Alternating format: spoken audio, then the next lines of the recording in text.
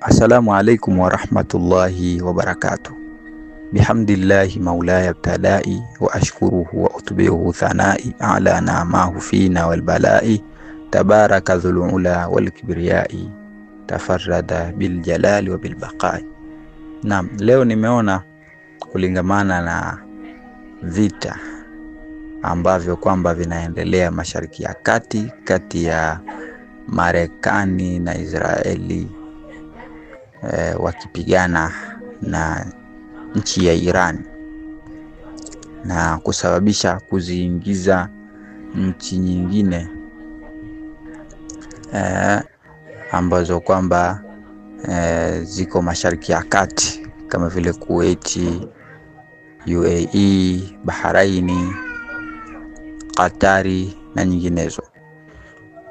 Hapa nimeona tusome aya ambazo kwamba zimetabiri vita hivi na zikiitaja nchi ya Palestina pamoja na nchi ya Israeli na nchi ya Iran. Mwenyezi Mungu Subhanahu wa Ta'ala katika suratu Al-Isra kuanzia aya ya 4 mpaka ya 8 anasema, wa qadayna ila bani Israila fil kitabi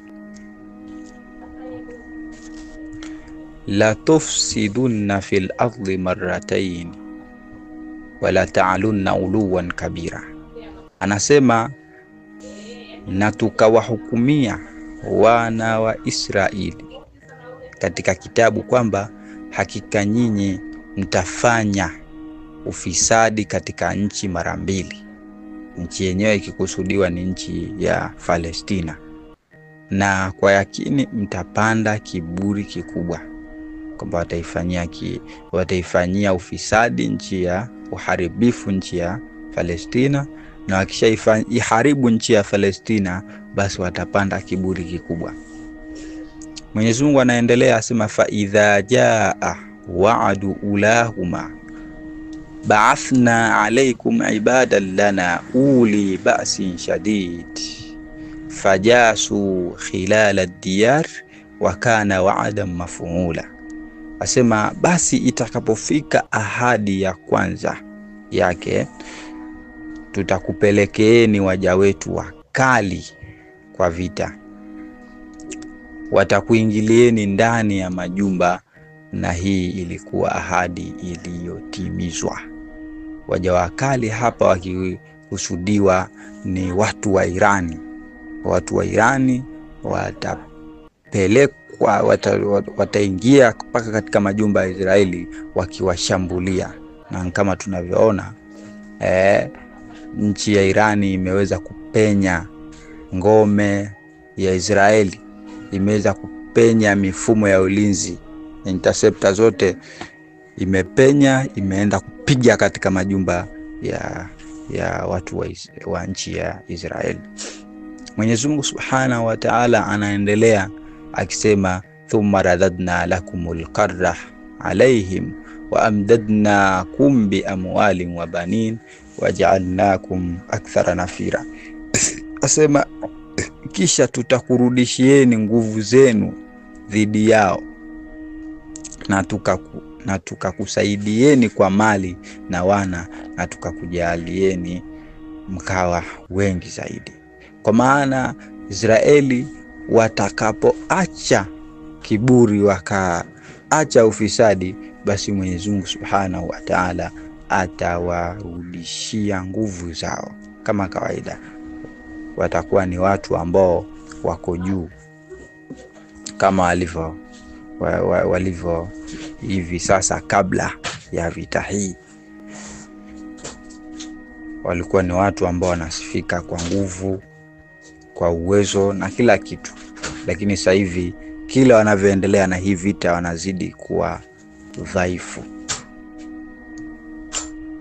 Katika aya nyingine nasema, ukiendelea aya ya mbele nasema, in ahsantum li anfusikum wa in asa'atum falaha fa idha jaa wa'dul akhirah liyasuu wujuhakum waliyadkhulu almasjida kama dakhaluhu awwala marra waliyutabbiru ma alau tatbira.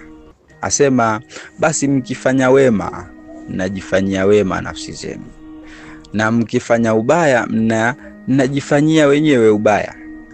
Na ikifika ahadi ya mwisho ili waziharibu nyuso zenu na waingie msikitini kama alivyoingia mara ya kwanza, na waharibu kila walichokiteka kwa uharibifu mkubwa.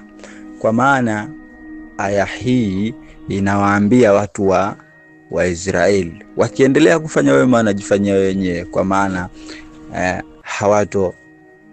watakuwa hawatoingiliwa na kufanyiwa chochote kibaya. Lakini wakifanya ubaya wanajifanyia wenyewe. Na ikifika ahadi ya mwisho, maana yake wakiendelea kufanya uharibifu watu wa Israeli, itafika ahadi ya mwisho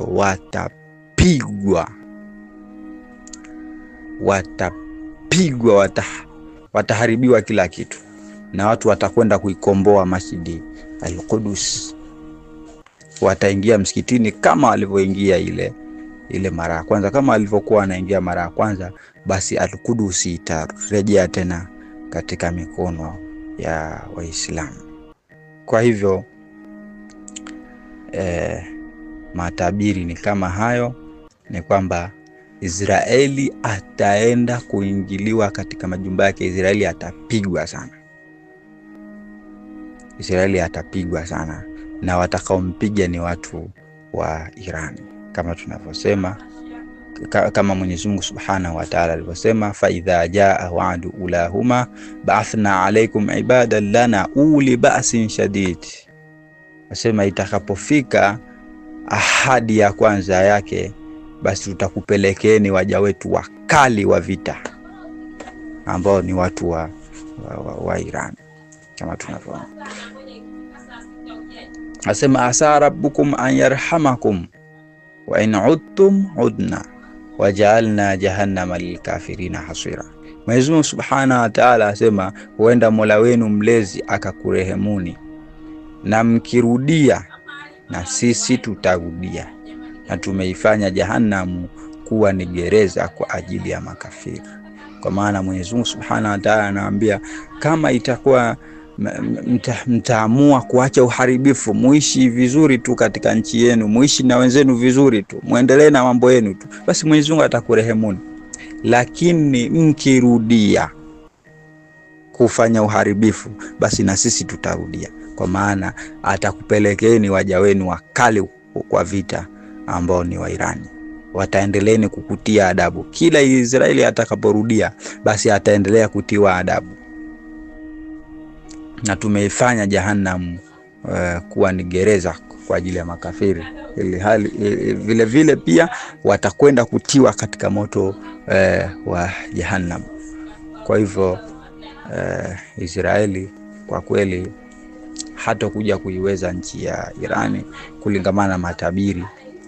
Ni kwamba Israeli salama yake ni kuacha uharibifu, kuacha watu waishi vizuri kwa amani katika dunia. Lakini kila atakapoipiga nchi ya Palestina, basi atapelekewa watu wa Irani wamtie adabu. Kila atakapoipiga nchi ya Palestina, atapelekewa watu wa Irani wamtie adabu, na pia itapelekea kuwa ni sababu ya kukombolewa al-Qudus. Kwa hivyo vita hii tusitarajie kabisa Israeli kushinda. Mwenyezi Mungu lisaidie taifa la Iran liweze kushinda katika vita hii. Wewe ndio muweza wa kila kitu, ili dunia watu waishi kwa salama na amani. Dunia iondokane na uharibifu na ugaidi wa Marekani na Israeli. Mwenyezi Mungu tusaidie, wewe ndio muweza wa kila kitu. Wa sallallahu ala sayyidina Muhammad wa ala alihi wa sahbihi wasallim. Alhamdulillah rabbil alamin.